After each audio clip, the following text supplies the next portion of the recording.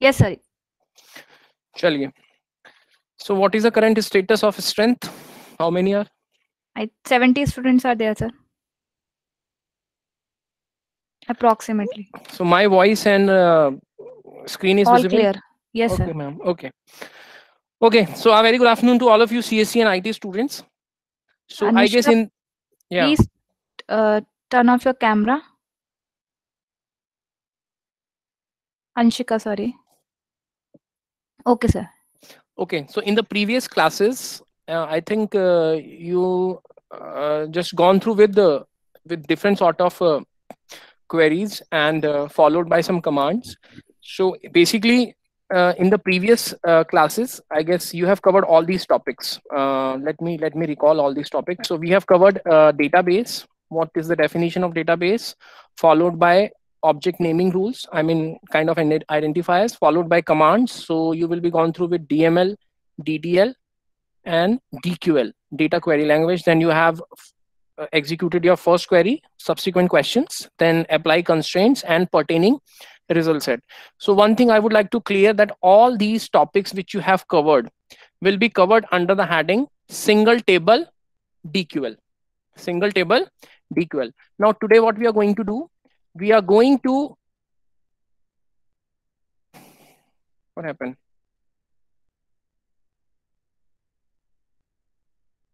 Okay. So today we are going to cover a fresh topic, and that topic name is known as multiple table DQL. Now, as of now, you have worked in the previous lecture from all those tables which are in quantity size only one. Now, in this particular lecture, we are going to cover up how we can manipulate, how we can work with queries which have multiple tables. Okay, so in this we are going to cover the first heading, which is known as data from multiple tables, followed by simple join, compound join, then aliasing, aggregate functions, grouped aggregate functions. Then there is a new heading which is known as further filtering the groups. We will discuss that, and finally we will conclude that how you can execute a particular query, or what is the flow of execution of query. Okay, let's see one by one. Okay, so as of now we have seen data from single table. So basically we all are background, and we know in advance that it's not as simple as that we have only one table and we can select from that table only. No, side by side we have, I mean, most of the time we have this possibility that we can fetch data from multiple tables. Let's suppose I am going to fetch two columns p comma two tables. Let's suppose the first table is t1 and second table is t2. So there are two tables basically from which we are fetching the data. Okay, now term in DBMS which is known as normalization. आप सब लोगों ने पढ़ा होगा normalization, नहीं होगा तो in the coming weeks we are also going to cover this normalization if the time permits. And what is normalization? Normalization basically tells us how to reduce redundancy. The only motive of taking normalization is redundancy. और हम normalization को करते कैसे हैं? In normalization we are breaking the table, a single table which is very large, into multiple tables. अगर हम multiple tables हैं और हमें डेटा फैच करना है, so we need to required multiple tables to fetch the data. अगर multiple tables हैं तो हमें क्या करना पड़ेगा? एसक्यूएल क्वेरी को भी मॉडिफाई करना पड़ेगा. We need to also modify the SQL query so that we can get the desired information that we want to fetch from multiple tables.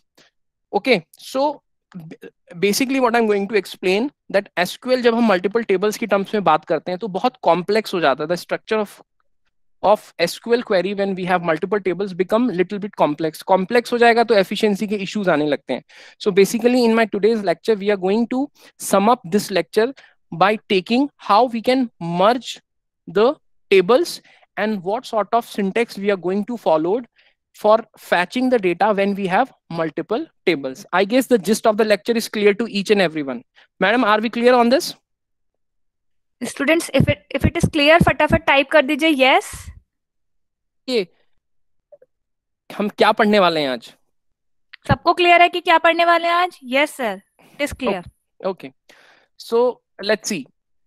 So earlier in your last lecture आपने ये एक syntax पढ़ा होगा, और basically what I am going to tell you that the general structure of a query revisited. आप ये सब चीजें आपने पढ़ी होंगी, आपने सेलेक्ट कमांड पढ़ा होगा। सेलेक्ट में हम क्या करते हैं, कॉलम 1 कॉलम 2, यहाँ पर हम मल्टीपल टेबल्स दे देते हैं, मल्टीपल कॉलम के नाम दे देते हैं। कहाँ से हमें फैच करना है, that will go under my from section. Where is my constraint, then we have order by, and then we have limit and offset. सबको ये पता होगा, अगर नहीं पता होता तो मैं एक बार रिकॉल कर लेता हूँ। वेयर आपकी कंडीशन हो जाएगी कि आपको किस कंस्ट्रेंट के मुताबिक अपने डेटा को फैच करना है। ऑर्डर बाय बेसिकली आपके डेटा को क्या करेगा, अरेंज करेगा in the form of ascending और डिसेंडिंग ऑर्डर। ठीक है, by default the nature of data which comes in the form of column will be with the help of ascending order. ठीक है, फॉलोड बाय लिमिट। लिमिट का मतलब क्या होता है, लिमिट का मतलब होता है आपको जो रिजल्ट सेट मिला है उस रिजल्ट सेट में आपको कितनी एग्जैक्टली लिमिट का डेटा चाहिए। अगर आपके पास 2 लिखा हुआ है यहाँ पर और ऑफसेट भी आपका 2 है, दैट मीन्स किसी भी पर्टिकुलर कॉलम में आपको क्या करना है, you need to remove next subsequent tuples will be selected. So basically offset और लिमिट आपने पढ़ा है। तो ये जो आपने स्ट्रक्चर पढ़ा था, this structure basically tells us that how we are going to fetch data from a single table. Now a problem क्या है, if we have multiple tables, यहां पर मैं लगा देता हूं कॉमा करके, एक और टेबल लगा देता हूं टेबल 2, या एक और कॉमा लगा देता हूं टेबल 3, या ऐसे ब्ला ब्ला करके मेरे पास 6-7 टेबल है। अब मुझे क्या करना है, मेरा एक ऐसी इंफॉर्मेशन है जो 6-7 टेबल को मिला के डेटा को फैच करेगी। So what I need to do, I need to restructure my query. I want to restructure my query, so the syntax of this query will be little bit changed. ठीक है, now जब multiple tables की हम बात करते हैं, so there is a SQL interpreter. ये ज्यादातर बुक्स में लिखा नहीं होता है, लेकिन हम लोग इन्फीटीक्यू के लिए प्रिपेयर कर रहे हैं, तो we need to be very very understandable by the concept कि हमारी क्वेरी काम कैसे कर रही है। ठीक है, सो इंटरप्रेटर जिसका काम होता है टेबल्स को ज्वाइनिंग के टाइम पे एक वर्चुअल टेबल क्रिएट करके देना। If we have multiple tables and we want to join multiple tables, so SQL interpreter first of all what will do, it will gives us a virtual table. It will gives us a virtual table, and after the table will be joined, then we will put some sort of clauses to get our further filtered answer. Okay, so in my next slide we are going to discuss 2 types of join, simple join and compound join. अब ये कोई ऐसा differentiation नहीं है कि आपको standard simple join क्या होता है, कंपाउंड ज्वाइन क्या होता है। हमने कैटेगरी ऐसे डिफाइन कर दी है कि अगर मेरे को क्लबिंग करके ज्वाइंस पढ़ने हैं तो मैं उसको कंपाउंड ज्वाइन की फॉर्म में बोल रहा हूं, और अगर मैं सिंगल सिंगल ज्वाइंस यूज कर रहा हूं अपनी क्वेरीज में, तो I am taking it as simple join. It's up to you, सिर्फ लर्निंग के पर्पज से मैंने यहाँ पर सिंपल ज्वाइन और कंपाउंड ज्वाइन के लिए डिफरेंशिएशन किया है। Okay, so in my simple join we are going to discuss cross join, we are going to discuss cross join, we are going to discuss natural join, if possible we are going to discuss Cartesian join. Okay, and then we are going to discuss outer join, which is divided into 2 categories, left outer and right outer, and then we will discuss full join. Okay, and in my compound join I am going to discuss clubbing of joins. Okay, let's see when times comes कि what is clubbing of join. So first of all we are going to start with simple join. Priyanka ma'am, मेरी voice audible है? Yes, sir, clearly. Okay, let's start with the first what we are going to cover under simple join. Okay, now basically join आप सब लोग जानते हैं। अगर मेरे पास suppose ये 2 टेबल गिवन है, P गिवन है और Q गिवन है, और मुझे इन दोनों टेबल्स को मिला के इंफॉर्मेशन फैच करनी है, तो मेरे पास एसक्यूएल क्वेरी में सिर्फ एक ही प्रपोजल होता है कि मैं किसी ना किसी तरीके से इन 2 टेबल्स को ज्वाइन करूं, और उसके बाद फिर कुछ नेसेसरी कंडीशन लगाने के बाद then I ultimately get my solution. Okay, so basically the join clause creates a virtual table. ये वर्चुअल टेबल मैंने इसीलिए आपको बताया कि ज्वाइन क्लॉज क्या करता है, एक वर्चुअल टेबल बनाएगा बाय कंबाइनिंग 2 टेबल्स जिससे हमें डेटा को पिक करना है, and the rule to combine the 2 tables is specified through the on clause. आपने वेयर भी पढ़ा होगा, and then you have also gone through with on. ठीक है, तो where और on they both are used for conditions. जब आपने normally यूज किया था select command, select column 1 from table where, let's suppose ये अगर column age को represent कर रहा है तो it must be greater than 40, तो यहाँ पर मैंने where लग दिया, यहाँ पर मैंने क्या रख दिया, वेयर रख दिया। तो यहाँ पर जो नेसेसरी कंडीशन थी वो मेरी कौन सा कीवर्ड सक्सेसफुली प्रोवाइड कर रहा है, that with the help of where. अगर मैं ऑन क्लॉज की बात करूं तो ऑन भी सेम काम कर रहा है एज ऑफ वेयर, बट क्या करते हैं जब हम ज्वाइन बोलते हैं, जब हम ज्वाइन की बात करते हैं तो ज्वाइन के रिस्पेक्ट में हम वेयर को ना यूज करके ऑन को यूज कर लेते हैं, as simple as that. So I hope you all are clear with what is where and what is on. On is exactly the similar with where. Both are used for for constraints. Where is used for normal queries, and if I would say for joins, I'm using a keyword and that is known as my on. Okay, सबको समझ आ गया what is on, what is where, and why we are merging the two tables? Ma'am आगे बढ़े। Students if it yes sir बाकी student response कीजिए। क्योंकि responsive होना बहुत जरूरी है, फिजिकल Yes, क्लास sir. तो नहीं है ना। Yes, sir. It is clear. Okay, let's सी। सबसे पहले हम बात करते हैं क्रॉस ज्वाइन की, ठीक है। अब क्रॉस ज्वाइन का जो सिंटेक्स है, अब देखो यहाँ पर आपको जो मैंने ब्लैक बोल्ड करके दिया है, ये वाली लाइन,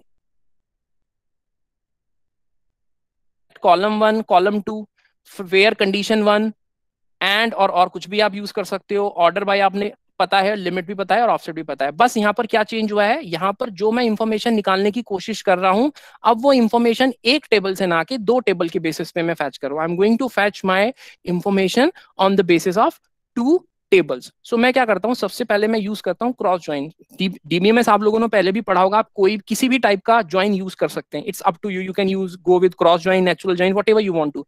लेकिन सारे ज्वाइन यूज करने का मकसद सिर्फ इतना है कि आपको वर्चुअल टेबल और उस पर कैसे कंस्ट्रेंट पुट करना है ये समझ में आ जाए, because every join is basically doing the similar kind of task by joining the two tables, but every join must have a little bit of distinction between them. अगर मैं क्रॉस ज्वाइन और natural join की बात कर रहा हूं तो दोनों कार्टेशियन प्रोडक्ट ही करेंगे, लेकिन एक दूसरे बेसिस पे करेगा and first one is using some another way. So we are using this cross join. So I hope यहां तक समझ में आ गया कि cross join is basically a simple join which basically combines two tables. Okay, now cross join does not require the on clause. अब यहाँ पर ये कोई मैंडेटरी नहीं है। यहाँ बहुत कंफ्यूजन होता है कि क्रॉस ज्वाइन के साथ हम ऑन यूज करें या ना करें। नहीं, आपको कोई जरूरत नहीं है क्रॉस ज्वाइन के साथ ऑन यूज करने की, इट डिपेंड्स अपॉन। अगर आप सिंपल क्रॉस ज्वाइन यूज कर रहे हो, if you are simply using cross join without on clause, तो वो क्या करेगा, कार्टेशियन प्रोडक्ट दे देगा। क्या करेगा, कार्टेशियन प्रोडक्ट दे देगा। And if you are using on clause, तो वो क्या करेगा, कार्टेशियन प्रोडक्ट के बाद ऑन क्लोज को एप्लीकेबल करके फिर आपको रिजल्ट रिटर्न कर देगा। बेसिकली मैं ये कहना चाहूंगा कि अगर आप क्रॉस ज्वाइन यूज कर रहे हो बिना ऑन क्लॉज के, so that is a cross join simple Cartesian product of two tables. And if you are using cross join with on clause, so that is equal to my inner join. तो अगर कहीं कहीं पर आप inner join पढ़ते हो, if you are going through with inner join, it is nothing but it is equivalent to cross join plus on clause. अगर आपने क्वेरी एग्जैक्टली रन भी करी होगी, अगर आप इनर ज्वाइन लगाते हो या अगर आप क्रॉस ज्वाइन प्लस ऑन लगाते हो, दोनों ही केसेस में आपको सिमिलर रिजल्ट मिलेगा। इट मींस दोनों क्या कर रहे हैं, सिमिलर काइंड ऑफ टास्क कर रहे हैं। तो अगर आपको कहीं ऐसा कंफ्यूजन होता है कि इनर ज्वाइन के बैकएंड क्या है, तो inner join is nothing but it is cross join plus on. But if I have said only cross join, that means it is only cross product of two tables, but at that time it will not be counted as inner join. I hope समझ आ गया सबको। Madam clear है? Student फटाफट response कीजिए। Clear है? Yes sir. Aman का response आया बस। Anurag yes sir. हर्षित? बाकी बच्चे क्या कर रहे हैं? बहुत कम रिस्पॉन्सेज आते हैं आपकी क्लास से, ये बहुत प्रॉब्लम है। Okay sir, it is clear. Okay, so let's see. The virtual table created by cross join is the Cartesian product of each row of both the tables. This is the mandatory. कि cross join क्या करता है, cross join is nothing but it is the Cartesian product of each row of both the tables and this join copies all columns from both the tables. अभी जितने भी लोग आप हो क्लास के अंदर, सारे के सारे लोग एक्टिव मोड में आ जाओ। अगर आप लोगों को इस सिंटेक्स से क्लियर नहीं हो रहा तो I will show you an example कि बैकएंड पे क्रॉस ज्वाइन कैसे काम करता है। So be active for the next slide. Okay, let's see. अब जितने भी हम ज्वाइंस पढ़ेंगे आने वाले सब्सिक्वेंट स्लाइड्स में, मैं दोनों टेबल यूज करूंगा पी और क्यू, और उनके बेसिस में फिर आपको ज्वाइन लगा के दिखाऊंगा। देखो इनको बनाने में बहुत मेहनत लगी, क्योंकि वर्चुअल टेबल कैसे काम कर रही है, वर्चुअल टेबल पे फिर एप्लीकेबल कंस्ट्रेंट कैसे काम कर रहे हैं, और उसके बाद क्या फाइनल रिजल्ट सेट आ रहा है। तो दैट मीन्स आप लोगों के पास एक चेन बनी रहे, so that you will clear all with your all concepts कि how cross join is going to worked upon, ठीक है। तो क्रॉस ज्वाइन हमने क्या बोला, क्वेरी क्या है, select star from P cross join Q. Star का मतलब आई गेस आपको लास्ट क्लास में पता चल गया होगा। सेलेक्ट का क्या मतलब है, स्टार का मतलब all the tuples in one go. तो अगर मैं यहां लिख रहा हूं select star from table P, और I am writing select star from table Q, इसका क्या मतलब हो गया, इस केस में जो आउटपुट आएगा वो ये पूरी टेबल रिटर्न हो जाएगी, और इस केस में जो आउटपुट आएगा वो ये पूरी टेबल रिटर्न हो जाएगी। आई होप यहां तक सबको समझ में आ जाएगा। Now next part is my from P cross join Q. अच्छा, एक चीज मैं आपको यहाँ बताना चाहता हूं कि यहाँ पर एक और इंपॉर्टेंट चीज है डॉट। यहाँ पर मैंने एक डॉट स्पेसिफाई किया है, सब लोगों को पता है, लेकिन फिर भी जिनको नहीं पता है मैं रिकॉल कर देता हूं। This dot is basically specify the column from the respective table. कभी कभी क्या होता है, बहुत सारी टेबल्स हैं हमारे पास, उन बहुत सारी टेबल्स में बहुत सारे कॉलम सेम नाम के होते हैं। तो जब हम क्वेरी को एग्जीक्यूट कराते हैं तो उस टाइम हमारे पास बहुत कंफ्यूजन हो जाता है कि कौन सा टेबल कौन सा कॉलम किस पर्टिकुलर टेबल का है। So at that time dot operator specifies that this particular column belongs to this particular table. तो यहाँ पर ये जो बी पी डॉट बी मैंने लिखा है, this B column represents P table, this E column represents Q table, this C represents P table, यहाँ पर F column represents Q table. So I hope dot सबको क्लियर है कि what is the significance of dot here. When we have multiple columns in different tables of same name, then it is very cumbersome to identify which column belongs to a which table. So dot specifies that particular column belongs to a particular table. Okay, so let's see. अब इस question में, इस query में सबसे पहले मुझे क्या निकालना है, क्रॉस ज्वाइन निकालना है। और क्रॉस ज्वाइन मैंने क्या बताया, cross join is nothing but it is Cartesian product of each row of both the tables. अगर आपको ये मैथमेटिक्स समझ में आ जाएगी, और जब हम आपको flow of execution of query बताएंगे, तो आपको कोई भी क्वेरी को देखने के बाद, विजुलाइज करने के बाद आपको आइडियोलॉजी पता चल जाएगी कि एग्जैक्टली ये काम कैसे कर रहा है। अगर मैथमेटिक्स है तो आप कार्टेशियन से निकाल सकते हैं, उस पर कंस्ट्रेंट आपको ऑलरेडी पता है, तो it will be very easy for all of you to solve the questions of SQL for your इनफीटीयू exam in a very soothing manner. क्योंकि आप लोगों ने शायद पेपर देखा होगा लास्ट ईयर का या नहीं देखा होगा, I am not aware of that, but majority of questions if are coming from database, the majority of questions will only from SQL, and the maximum number of questions will be from joins. So that is the only way why we are main focusing on this join section. Okay, let's see. So अभी अगर मैं P Q के पे cross join लगा रहा हूं, तो cross join का मतलब है सिंपल कार्टेशियन प्रोडक्ट। तो कार्टेशियन प्रोडक्ट का मतलब क्या हो गया, इस पूरे टपल की मल्टीप्लीकेशन क्यू के पहले टपल से, इस पूरे क्यू के दूसरे टपल से, इस पूरे क्यू पी की टपल की मल्टीप्लीकेशन क्यू के इस पूरे टपल से। Similarly applicable for 41 and similarly applicable for 12। सो अगर मैं पी और क्यू को इस वाले स्टेप की बात करता हूं, from P cross join Q, इसका क्या मतलब हो गया, कार्टेशियन प्रोडक्ट। तो कार्टेशियन प्रोडक्ट सबसे पहले क्या निकलेगी, 11 12 80 31 12 13 23, then 11 12 80 31 31 16 and 14, 11 12 80 31 15 12 and 19. Similarly 41 23 92 15 41 23 92 15 31 16 and 14. Similarly 41 23 92 15 15 12 19. तो एटलीस्ट अगर मैं बात करता हूं फाइनल वर्चुअल टेबल की, so this will be my final virtual table. यही आ रही है, 11 12 80 31 की मल्टीप्लीकेशन होगी क्यू के पहले टपल से, 12 13 एंड 23। सिमिलरली जो पी का पहला टपल है 11 12 80 31, इसकी मल्टीप्लीकेशन होगी क्यू के दूसरे टपल से, 31 16 14, 11 12 80 31, इसकी मल्टीप्लीकेशन होगी क्यू के थर्ड टपल से, 15 12 and 19। Similarly for this tuple and similarly for this tuple. So जब आप सेलेक्ट स्टार से पहले अभी आपको ऑर्डर ऑफ एग्जीक्यूशन नहीं पता, लेकिन सबसे पहले हम फ्रॉम सेलेक्ट करते हैं। सबसे पहले हम कहाँ जाते हैं क्वेरी में? फ्रॉम पे। तो फ्रॉम में क्या लिखा है? P cross join Q. तो सबसे पहले इस क्वेरी के अकॉर्डिंग इन दो मर्जिंग होने के बाद ये वर्चुअल टेबल बनेगी on the basis of cross join which is Cartesian product. Ma'am यहां तक समझ में आ गया? कोई डाउट है बच्चे को, किसी को? स्टूडेंट समझ में आ गया कि ये कैसे कार्टेशियन प्रोडक्ट हो रहा है? सबको क्लियर है? क्योंकि ये बहुत इंपॉर्टेंट है, ये क्लियर होना जरूरी है। अगर ये यस सर। मैथमेटिक्स समझ में आ जाएगी तो आपको क्वेरी सॉल्व करना बहुत इजी लगेगा। आई गेस बहुत इजी हो जाएगा फिर क्वेरी सॉल्व करना। Yes sir, clear. ठीक है, चलो। अब मैं, ये हमारी वर्चुअल टेबल बन गई, मैं इसको इरेज कर रहा हूं। अब नेक्स्ट पार्ट पे हम चलते हैं। नेक्स्ट पार्ट क्या बोल रहा है? ये वर्चुअल टेबल मुझे मिल गई। नेक्स्ट पार्ट मेरा बोल रहा है कंडीशन। अब फ्रॉम के बाद मैं वेयर पे ही आऊंगा। कंडीशन बोल रही है P dot B is equal to Q dot E and P dot C is equal to 67 and Q dot F is less than 20। तो कार्टेशियन प्रोडक्ट के बाद अब हमें क्या करना है? कंस्ट्रेंट अप्लाई करना है। तो कंस्ट्रेंट अप्लाई करते हैं। ये क्या बोल रहा है? पहली कंडीशन तो है कि जो बी कॉलम होगा पी टेबल का और जो ई कॉलम होगा क्यू टेबल का, वो आपस में इक्वल होनी चाहिए। चलो भाई देख लेते हैं।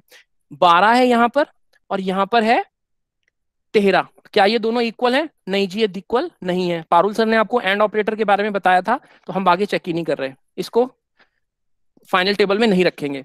अब हम दूसरा चेक करते हैं। यहाँ पर है 12 और यहाँ पर है 16, ये भी मैच नहीं कर रहा, तो इस टपल को भी हम कंसीडर नहीं करते। Now let's come to this. 12 is equal to 12, पहली कंडीशन मैच हो गई। Then we will go to P dot C column. C column जो पी को बिलोंग कर रहा है उसकी वैल्यू कितनी होनी चाहिए? 67। क्या यहाँ 67 है? नहीं, यहाँ तो वैल्यू है 80। तो हम क्या करेंगे? इसको भी डिस्कार्ड कर देंगे। जो आपका एसक्यूएल इंटरप्रेटर वो क्या करेगा? इसको भी डिस्कार्ड कर देगा। सिमिलरली 23, 13 नो, 23, 16 नो, 23, 12 नहीं, 16, 13 ये भी एप्लीकेबल नहीं है, 16, 16 हाँ जी पहली कंडीशन ट्रू हो गई। P dot C equal to 67, ये कंडीशन भी ट्रू हो गई। And Q dot F is less than 20। Is it 14? Yes, it is less than 20. Yes. So this will be picked up from the SQL interpreter, and finally 16 and 12.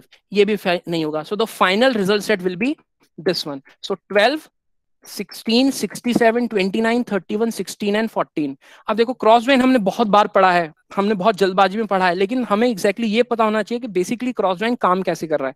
तो अगर आपके दिमाग में ये विजुअलाइजेशन बैकएंड पे चल रहा है कि अगर मेरे पास मल्टीपल टेबल्स हैं और इस टाइप का ज्वाइन लगा हुआ है, पहले ये कार्टेशियन प्रोडक्ट होगा, उसके बाद कंस्ट्रेंट होंगे, then it will be a very cake walk for all of you to solve such type of questions. Okay, so I am forwarding to the next slide. In the meantime, if you have any kind of doubt regarding cross join, go ahead and ask me the doubt. Over to you, Priyanka ma'am. Okay sir.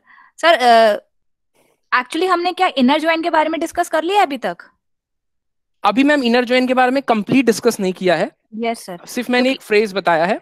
हाँ जी, हाँ जी, क्योंकि प्रियांशी का question था what is the difference between inner join and cross join. मैंने अभी वो discuss किया था। क्रॉस ज्वाइन पे अगर मैं ऑन क्लॉज लगा देता हूँ, क्रॉस ज्वाइन पे अगर मैं ऑन क्लॉज लगा दे, देखो यहाँ पर जो स्लाइड है, इस स्लाइड में क्रॉस ज्वाइन के साथ मैंने कोई ऑन नहीं लगाया है। मैं यहाँ वेयर की तरह एक वेयर इंडिपेंडेंटली मैं लिख रहा हूँ, ठीक है। तो अगर मैं इसको कह सकता हूं कि ये एक इनर ज्वाइन हो सकता है अगर मैं यहाँ ऑन स्पेसिफाई कर देता हूं, लेकिन अगर सिंपली मैं बिना किसी कंडीशन के सिर्फ क्रॉस ज्वाइन लिख रहा हूं, सो वो सिर्फ कार्टेशियन प्रोडक्ट निकाल के देगा। अगर आप ऑन क्लॉज लगा देती हो तो वो रेक्टिफाई करने के बाद it will become a inner join. समझ में आ गया मैडम? अब प्रियांशी क्लियर है? Okay sir. Yes sir. Cross join और इनर ज्वाइन में डिफरेंस सिर्फ इतना है बेटा कि जब तक आप उस पर कोई क्लॉज नहीं लगाएंगे तब तक वो कार्टेशियन प्रोडक्ट देगा, लेकिन इनर ज्वाइन में कभी भी कार्टेशियन प्रोडक्ट नहीं आती है। इनर ज्वाइन में जो फाइनल टेबल बनेगी वो किसी ना किसी कंडीशन पे आ रही होगी। So that is all about और the basic difference between cross join and inner join. Any other doubt regarding this? Students अगर कोई डाउट है तो प्लीज टाइप कर दीजिए चैट बॉक्स में। ये अगर आपको लग रहा है कि सर बहुत फास्ट जा रहे हैं तो और धीमा कर सकता हूं मैं। हाँ, अल्टीमेट गोल है कि आप लोगों को समझ में आए, क्योंकि ये बहुत इंपॉर्टेंट है, बहुत ही ज्यादा इंपॉर्टेंट इस पे बेस्ड ही बाकी सारी स्लाइड्स भी होने वाली हैं। है। तो अगर इसमें डाउट है तो अभी स्पेसिफाई कर दीजिए, फटाफट टाइप कीजिए। क्लियर है सबको? फटाफट क्लियर टाइप कर दीजिए अगर क्लियर है तो। इफ इट इज क्लियर फटाफट टाइप कर दीजिए yes clear. Okay sir, it is clear. Hello, yes sir, it is clear. Okay चलते हैं, आगे चलते हैं। चलो, तो next category is known as Cartesian join.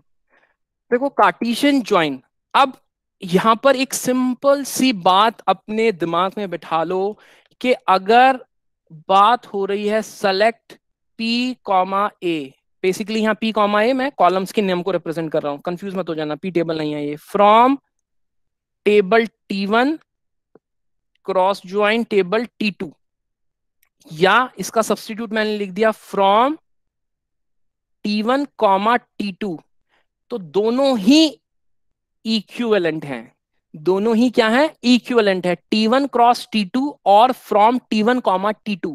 तो बाय डिफॉल्ट अगर आप कोई भी ज्वाइन का नाम नहीं लिख रहे हैं और दोनों टेबल के बीच में कॉमा लगा रहे हैं, तब भी वो इसको क्रॉस ज्वाइन ही डिपिक्ट करेगा। दैट मींस इस केस में भी कार्टेशियन प्रोडक्ट निकलेगा और इस केस में भी कार्टेशियन प्रोडक्ट निकलेगा। सो अगर आपको कहीं पर भी ये दिखाई दे रहा है कि दो table not on the basis of cross join, that means it is also acting as a cross join. So if we replace the cross join clause with a simple comma, it becomes a Cartesian join.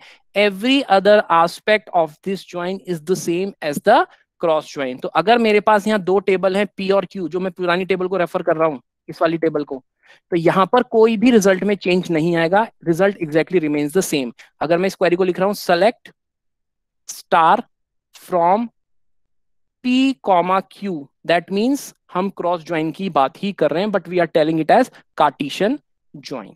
यहां तक समझ में आ गया, difference समझ में आया कि कॉमा लगाने से और क्रॉस ज्वाइन लगाने से क्या चेंज होगा? कुछ भी नहीं चेंज होगा, दोनों की टाइम पे क्रॉस प्रोडक्ट ही आपको रिटर्न हो जाएगी। आगे बढ़े मैम।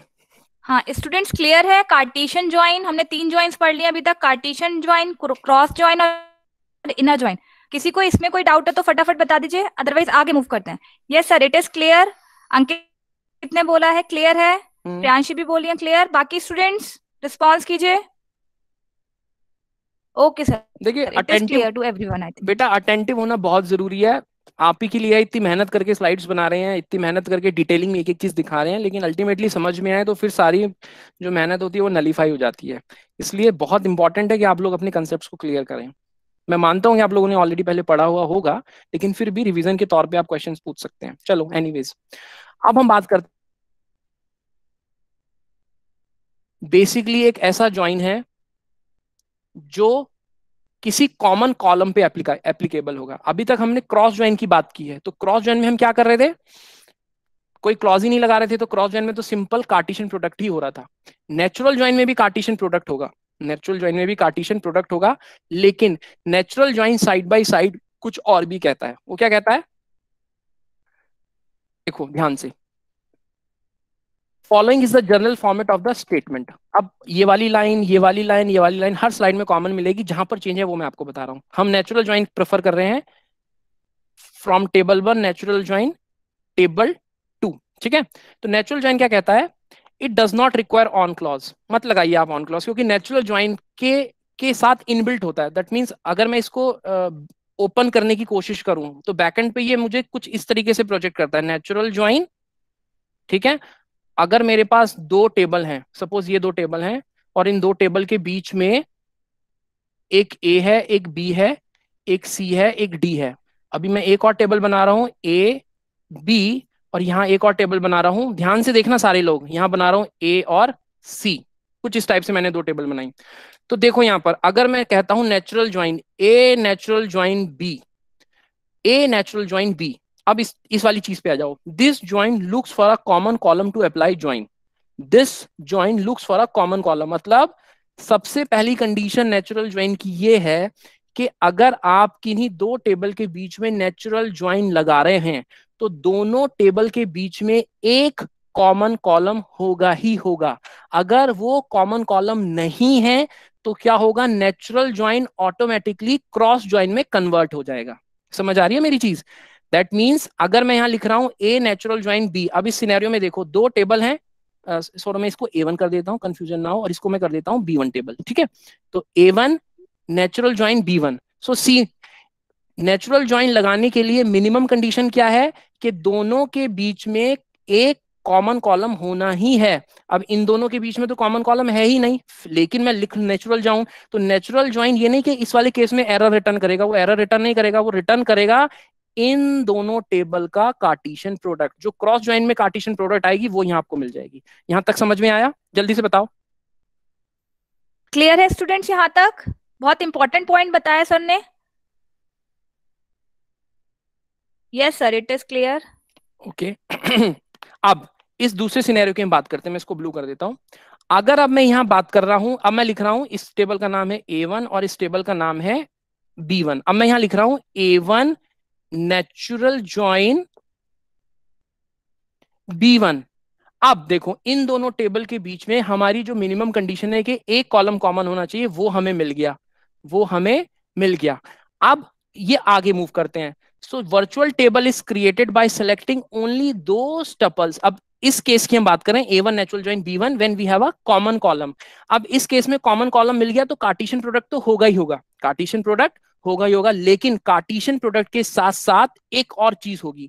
क्या? Virtual table is created by selecting only those tuples from table 1 and table 2 for which the value of the common column is equal. That means अगर मैंने यहां पर 10 लिखा है और अगर मैंने यहां पर लिखा है 11, that means again it is the violation of my natural join. क्यों? कॉलम का तो नाम सेम हो गया, लेकिन क्या होगा? कॉमन वैल्यूज नहीं आ रही हैं। ठीक है, सो दैट मीन्स अगर यहां पर है 10 10, now it is perfectly all right to open natural join on these two tables because we have A1 B1, name of the column is same and value of the common column is also equal. तो joining condition आप लोगों को समझ में आ गई कि दोनों tables के बीच में कॉलम का नाम भी कॉमन होना चाहिए और उन कॉमन कॉलम के बीच की जो वैल्यू है वो भी इक्वल होनी चाहिए। If a column common is not found, this join behaves exactly like the cross join, जैसे मैंने आपको बताया। और एक लास्ट में इंपॉर्टेंट चीज और हम बात कर लेते हैं कि जब भी हम कॉपी करते हैं कॉलम्स को from both the tables, so it will only keep. तो हमने 3-4 कॉन्सेप्ट यहां से पढ़े कि नेचुरल ज्वाइन तभी वर्क करेगा जब कॉमन कॉलम होगा। अगर कॉमन कॉलम नहीं है तो natural join automatically cross join की तरह बिहेव करने लगेगा। उस टाइम आपको जो वर्चुअल टेबल मिलेगी it is simply a Cartesian product. Natural join लगाने के लिए necessary condition will be common column plus the value of the common column must also be equal and side by side only a single copy of the common column will also be returned. एक example देख लेते हैं and then let's take the queries if you have any. Let's see. So यहाँ पर same P और Q नाम की दो टेबल्स हैं। P नाम की टेबल है और एक Q नाम की टेबल है। नेचुरल ज्वाइन लगा रहे हैं तो कैसे चलेगा? नेचुरल ज्वाइन की डेफिनेशन मैंने आपको क्या बताई है कि natural join is applicable if in both the tables we have a common column. क्या इन दोनों टेबल्स में कोई कॉमन कॉलम है? हाँ जी है। P में D है और Q में भी D है। चलो कॉमन का नाम तो हो गया कॉलम। दूसरी कंडीशन क्या है? दूसरी कंडीशन ये है कि दोनों कॉमन कॉलम्स में वैल्यूज भी कुछ इक्वल्स होनी चाहिए, तभी ज्वाइनिंग पॉसिबल है, otherwise it is not possible. तो हम क्या बात करते हैं? 11 कार्टेशियन प्रोडक्ट तो होगा ही। देखते हैं 11 12 80 31 12 13 23 पॉसिबल ही नहीं है। ये क्यों नहीं है पॉसिबल? यहां पर D की वैल्यू है 31 और यहां पर है D की वैल्यू 12। अगर कॉमन कॉलम ही नहीं है तो ये ज्वाइनिंग पॉसिबल ही नहीं है। अब मैं लिखता हूं 11 12 80 31 31 just a minute 31 16 and 14. It is applicable. Yes, it is applicable. Why? Because in both the columns we have a common value and that value is 31. That value is 31. So this can be picked up. Now 11 12 80 31 15 is very very clear because there is no common value between both the common columns. Now 41 23 92 15 12 13 23 it is not applicable. 41 23 92 15 31 16 14 it is also not applicable.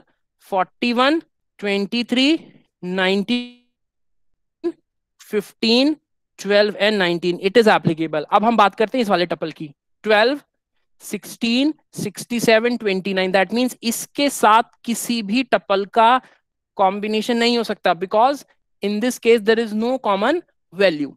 ठीक है, अब ये हो गया cartesian product, लेकिन cartesian product के साथ साथ वो एक चीज और बोल रहा है। क्या बोल रहा है नेचुरल ज्वाइन? नेचुरल ज्वाइन ये बोल रहा है कि जो कॉमन कॉलम्स होंगे उनकी डुप्लीकेसी अलाउड नहीं है। That means only a single copy will be retain. That means 31, 31, 15, sorry इसको हटा देते हैं, 31, 31, 15 एंड 15। दैट मीन्स 31, 15 ये वाला कॉलम और 31, 15 ये वाला column, they both are common.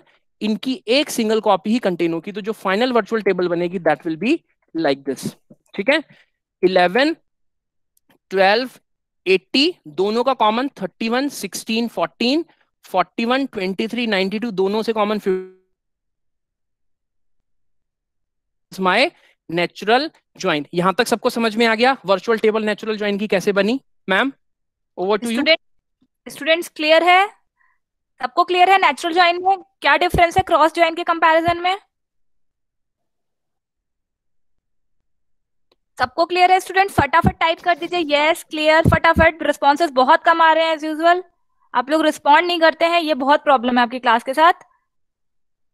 Okay, yes sir it is clear. Yes sir. Okay, now let's see the final answer of this query. अब दूसरी चीज क्या है? वेयर कंडीशन, जहां पर सी कॉलम की, जो सी कॉलम है पी टेबल का, उसकी वैल्यू ग्रेटर देन 80 होनी चाहिए and Q dot F is less than 20। So P dot C is greater than 80, नहीं जी वो तो इक्वल है, इसको हम डिस्कार्ड कर देंगे। P dot C is greater than 80, yes 92 is greater than 80 and Q dot F is less than 20, हाँ जी it is applicable, so the final result set will be this one. This is my natural join. Okay, ma'am वो roll number ले लीजिए बच्चों के sections जो sir ने बोला था ना। Yes sir yes sir yes sir. अच्छा कोऑर्डिनेटर्स। सर एक अंशुल मिश्रा का एक डाउट आया है, इतने आप वो क्लियर कर दीजिए। उन्होंने मुझसे पूछा था मैम होल कॉलम ले रहे हैं या फिर सेल वैल्यू ले रहे हैं, तो वो शायद ज्वाइनिंग के टाइम पे पूछ रहे हैं कि यहाँ पर जब ज्वाइनिंग हो रही है, तो हम सिर्फ सेल वैल्यू कंपेयर कर रहे हैं, सेल वैल्यू इक्वल है तब तो हम पिक कर रहे हैं, अदरवाइज नहीं कर रहे हैं। और सेल वैल्यू कैसे पिक कर रहे हैं? जो कि कॉमन नेम का कॉलम है। एग्जैक्टली सबसे पहले मैं देखो, सबसे पहले जिस भी बच्चे का डाउट है, सबसे पहले आप देखो कॉलम का नेम कॉमन होना चाहिए। कॉलम का नेम कॉमन है, हाँ जी पहली कंडीशन सेटिस्फाइड होगी। उसके बाद फिर हम सेल वैल्यू को कंपेयर करेंगे, तो 31 कहाँ इक्वल हो रहा है? इस 31 के साथ, तो इन दो टपल के बीच की मर्जिंग हो जाएगी, दैट्स इट। कार्टेशियन प्रोडक्ट में हम वही टपल्स मेंशन करेंगे जहां पर दोनों कॉलम होगा और दोनों सेल की सिर्फ कॉमन वैल्यू वहां पर हम पुट करेंगे। ठीक है प्रियंका मैम, क्लियर हो गया? बच्चों को पूछना। अंशुल क्लियर है? फटाफट टाइप कर दीजिए yes if it is clear. Anshul are you there? Okay sir it is clear. Students अब आपको क्या करना है, जो भी क्लास का कोऑर्डिनेटर है हर एक सेक्शन का, ठीक है, उसे अपना नाम लिखना है, अपना मोबाइल नंबर लिखना है और अपना सेक्शन लिखना है, ब्रांच लिखनी है, ये तीनों चारों चीजें। प्रियंका मैम कुछ शायद मिसअंडरस्टैंडिंग होगी, मैं बता देता हूँ।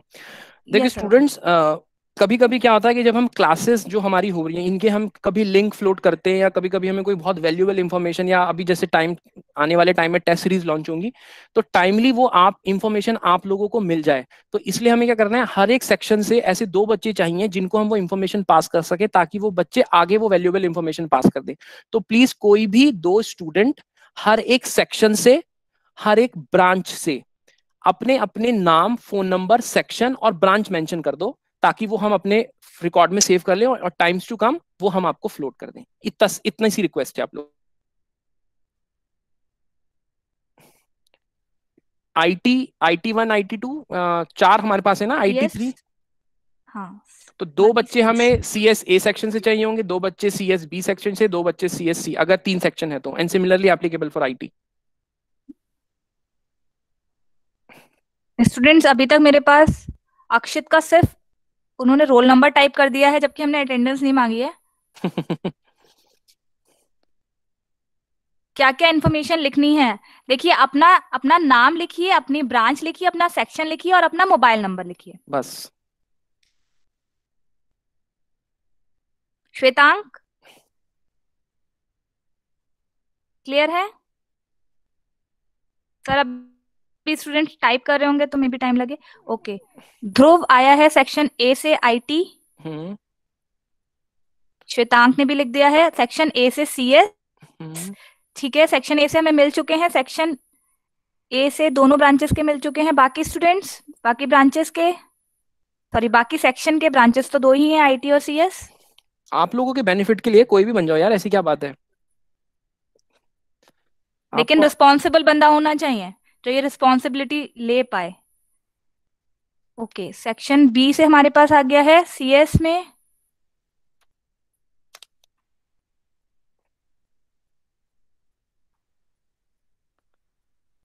Ayush, section CSC section B. Okay, IT section B Mridul, आपने सिर्फ अपना नाम ही टाइप किया है। मुस्कान, प्लीज आप लोग एक बार में टाइप कर दीजिए ताकि मुझे कॉपी पेस्ट करना इजी हो। ये रोल नंबर कौन टाइप कर रहे हैं?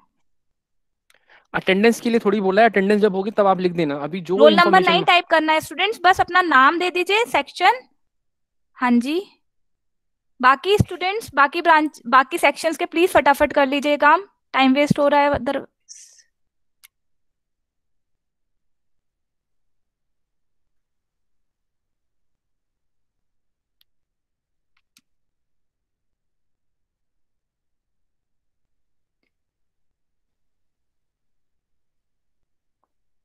आप लोगों से रिक्वेस्ट है प्लीज एक बार में ही पूरा टाइप करिए। कुछ बच्चे पहले नाम लिख रहे हैं, देन ब्रांच लिख रहे हैं, देन रोल नंबर लिख रहे हैं, देन एक बार में ही सब कुछ टाइप करके भेज दीजिए। IT section A, section B IT, CS section A मिल चुका है, बी मिल चुका है। क्या सी सेक्शन नहीं है कोई? अगर है तो लिख दीजिए, नहीं है तो नो इश्यूज। आगे बढ़े मैम। सर अभी वेट कर लेते हैं।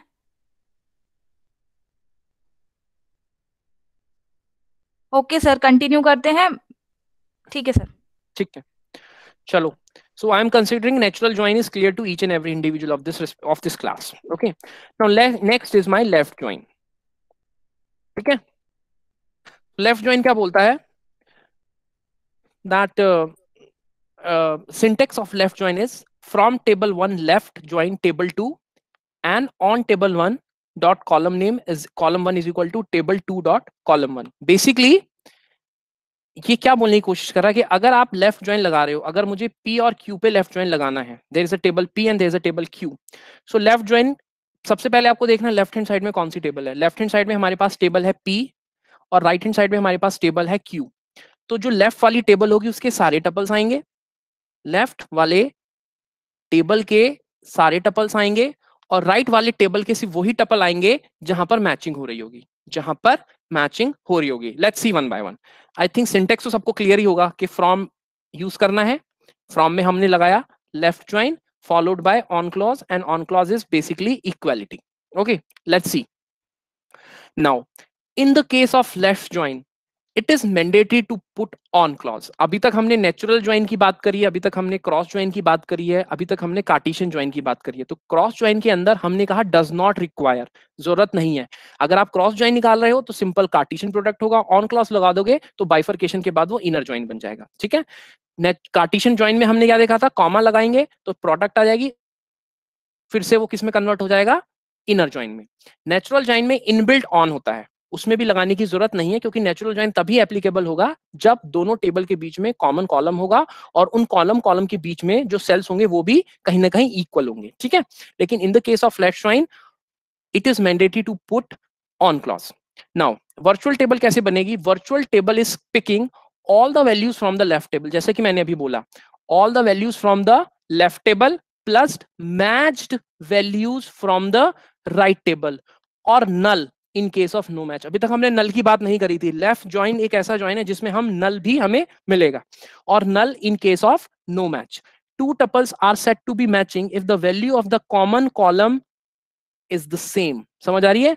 Two tuples are set to be matching if the value of the common column, table 1 column name, table 2 column name is the same. Okay, copies all columns from both the tables. Copies both the copies of the common column. अब देखो यहां पर difference है left join और natural join में। Natural join में joining के बाद जो वर्चुअल टेबल बनेगी उस टेबल में सिर्फ एक ही कॉमन कॉलम की सिंगल कॉपी आएगी, लेकिन लेफ्ट ज्वाइन के अंदर जो कॉमन कॉलम होगा वो दोनों टेबल्स का इकट्ठा होगा। That means keeps both the copies of the common column. तो P का अगर कोई कॉमन कॉलम है वो भी आएगा और Q का अगर कोई कॉमन कॉलम है तो वो भी the help of an example. Okay, so this is my left join on P dot D is equal to Q dot D. So table क्या बननी चाहिए 11 12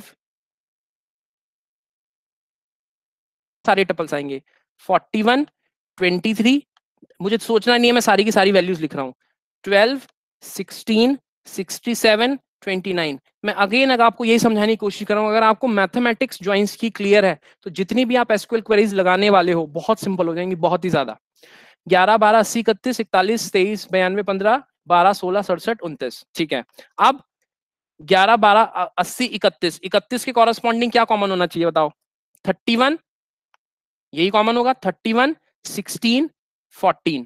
सिमिलरली फॉर 43 29 92 तो जो फाइनल टेबल हमारी बनेगी विल बी लाइक दिस। देखो 11 12 80 31 31 16 14, अब 41, अब 11 12 80 31 की मल्टीप्लीकेशन सबसे पहले हुई 12 13 23। कोई कॉमन कॉलम नहीं है, कॉमन वैल्यू नहीं है तो हम इसको कर देंगे सेट को neglect.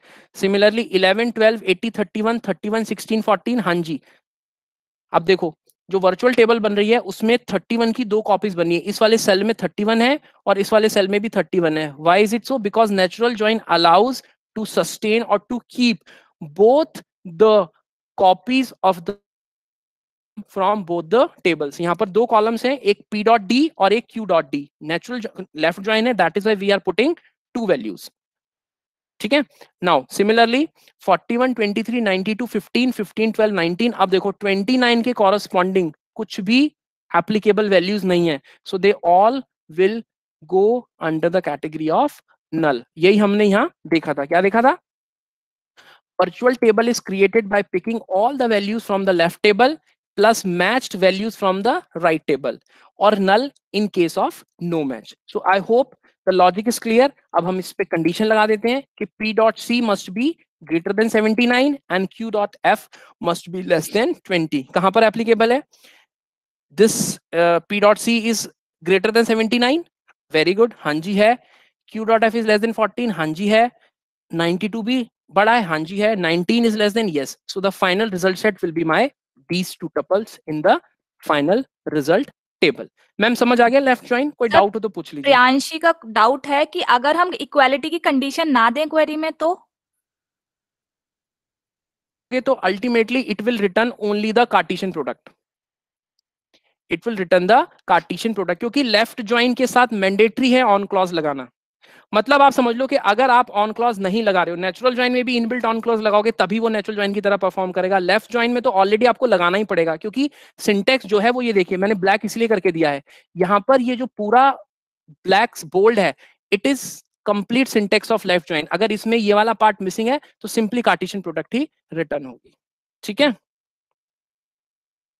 Priyansh, yes sir, clear है? Yes sir. ठीक है, अब हम चलते हैं राइट ज्वाइन की तरफ। ठीक है, let's move to the right join. अब राइट ज्वाइन लेफ्ट का ऑपोजिट होता है। इसमें क्या होगा? इसमें जो अगर मैं P Q की बात करता हूं तो जो टेबल लेफ्ट में है कौन सी है P और कौन सी टेबल राइट में है Q, तो जो राइट टेबल होंगे उसके सारे टपल्स आ जाएंगे और जो लेफ्ट की जो मैचिंग वैल्यूज होंगी वो आ जाएंगी, प्लस नल वैल्यूज आ जाएंगी। ठीक है, तो will not work without the on clause. Virtual table is created by picking all the values from the right table plus matched values from the left table or null in case of no match. Two tuples are said to be matching if the value of the common column is the same, copies all column from both the tables, keeps both the copies of the common column. ठीक है, right join के अंदर भी duplicacy होगी। Let's C a simple example. Right join लगाया तो क्या होगा? राइट में कौन सी टेबल है? पहले वाले फ्रॉम पार्ट पे जाएंगे, देखेंगे P right join Q, right में कौन सी है Q टेबल और लेफ्ट में कौन सी है P टेबल, लेकिन राइट ज्वाइन लगाना है तो Q के सारे टपल्स आएंगे, दैट मींस 12 13 23 31 16 14 15 12 19। कॉमन कहाँ कहाँ है, 12 के साथ कुछ मैच हो रहा है, नहीं हो रहा है, तो इसके रिस्पेक्ट में सब नल वैल्यूज हो जाएंगी। 31 के साथ कहीं मैच हो रहा है, हाँ जी हो रहा है, 31 16 एंड 14। क्या 15 के रेस्पेक्ट में कुछ मैच हो रहा है, हाँ जी हो रहा है, 15 12 and 19। So the final table will be this one, ठीक है। 11 12 80 31 31 16 14 41 23 92 15 15 12 19। In the case of this null 12 13 23। देखो राइट ज्वाइन और लेफ्ट ज्वाइन नाम सुन के लग रहा है कि जो हम मेथोडोलॉजी फॉलो कर रहे हैं कि सिमिलर काइंड का टास्क ही परफॉर्म कर रहे हैं, लेकिन जो आउटपुट आएगा, दैट जो वर्चुअल टेबल बनेगी basically, that will be little bit different. दोनों के केस में डिफरेंट है, लेफ्ट ज्वाइन के केस में कुछ और आई थी और राइट ज्वाइन के केस में कुछ और आई थी। और सिमिलरली अब हमें क्या करना है, अपना कंस्ट्रेंट पुट करना है, p dot c is greater then 79 और q dot f is less than 20। So finally these two tuples will B result and final solution will be this one. Right join समझ में आ गया। और जैसा भी किसी ने क्वेश्चन पूछा था, अगर ऑन क्लॉज नहीं है तो राइट ज्वाइन परफॉर्म करेगा सिंपल क्रॉस ज्वाइन। मैम आगे और बढ़े। कुछ स्टूडेंट्स पता नहीं रोल नंबर क्यों टाइप कर रहे हैं, उन्हें शायद लीव करना होगा। हाँ प्लीज सही ये सब बात है। ना करें, जब अटेंडेंस बोली जाए तभी करें। Yes sir. स्टूडेंट्स सारे ये दोनों ज्वाइंस क्लियर हैं, लेफ्ट ज्वाइन और राइट ज्वाइन? फटाफट टाइप कर दीजिए। अनुराग, प्रियांशी, कुछ ही स्टूडेंट्स हैं जिनके हमेशा रिप्लाईज आते हैं और बाकी स्टूडेंट्स म्यूट करके सो रहे होते हैं शायद। और ये टाइम अब सोने का बचा नहीं है, क्योंकि आपको पता चल गया होगा 2 और 3 को आपका एग्जाम है। Yes sir, it is clear. ठीक है चलो। द फाइनल इज फुल और फुल ज्वाइन बोल सकते हैं, कभी कभी इसको राइट फुल आउटर ज्वाइन भी बोल देते हैं। तो कहीं पे अगर आपको फुल ज्वाइन दिखाई दे रहा है या आपको कहीं पर फुल आउटर ज्वाइन दिखाई दे रहा है तो कंफ्यूज मत होना, एक ही ज्वाइन के बारे की बात चल रही है, ठीक है। अब इसको जल्दी जल्दी कर लेते हैं। ये करता क्या है बेसिकली, यहाँ हम इसको पढ़ लेते हैं। सिंटेक्स इसका ये है, from table 1 full join table 2 on table 1 dot column name is equal to equality की condition will not work without the on clause. ये मैंडेटरी पार्ट है, ठीक है। ऑन क्लॉज लगाना मैंडेटरी है। पहले बता देता हूँ, अगर आप ऑन नहीं लगाओगे तो क्रॉस ज्वाइन की कैटेगरी में चला जाएगा। सब कुछ क्रॉस ज्वाइन है, कुछ नहीं है उसके अलावा।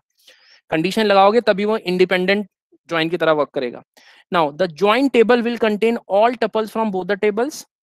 Mark my words, the join table जो वर्चुअल टेबल बनेगा will contain all tuples from both the tables with null for missing matches on either side. Two tuples are said to be matching if the value of the common column is the same. Copies all columns from both the tables and keep both the copies of the common column. अब देखो यहाँ पर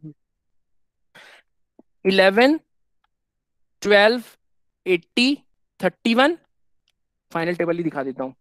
11 12 80 31 क्या बोला गया था सबसे पहले देखो, joint table will contain all tuples from both the tables. That means 11 12 80 31 41 23 92 15 12 60 16 67 29। Left वाली टेबल के सारे टपल्स आ गए। क्या बोला गया, राइट वाली टेबल के भी सारे टपल देखो, 31 16 14 15 12 19 12 13 23, ठीक है। कॉमन होगा तभी मर्जिंग हो रही है, 31 31 15 15। जहां पर मर्जिंग नहीं हो रही है it will be return as null. I hope ये तो सबसे सिंपल है कि पहले दोनों टेबल्स के सारे टपल्स और जहां जहां कॉमन आएगा वो उसके साथ अटैच हो जाएगा, जहां नहीं है entries that will be represented as my null. And after putting the constraint the final solution will be this one. यहां तक सबको समझ में आ गया? अगर समझ में आ गया हो तो टाइप करो यस, नहीं आया तो रेज द क्वेश्चंस, क्योंकि नेक्स्ट टॉपिक हम मूव कर रहे हैं to a question. Ma'am over to you. Students, yes sir, yes sir, clear है? क्लियर है सर सबको? Yes sir. इसके बाद चलिए सब लोग आंसर सही देंगे, यहाँ तक सबको क्लियर है तो? Yes sir. ठीक है, यस सर। चलिए सॉल्व दिस क्वेश्चन।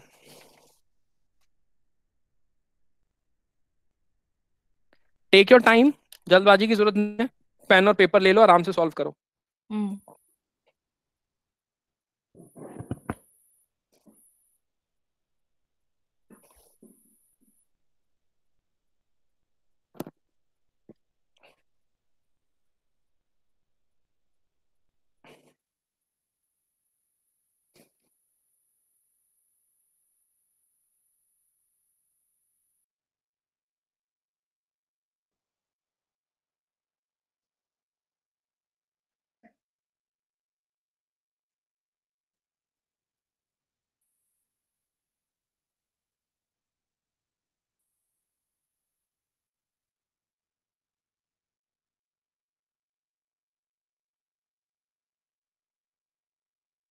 अभी कोई आंसर नहीं आया है सर, थोड़ा टाइम टेकन है, ये क्वेश्चन काफी बड़ा है थोड़ा कंफ्यूजिंग है क्वेश्चन। और फर्स्ट क्वेश्चन है तो फिर थोड़ा टाइम लेगा, आराम से सॉल्व कीजिए। मैं भी आंसर तभी बताऊंगा जब इनकी हाँ तरफ से जी, कोई रिस्पॉन्स आएगा। Yes sir.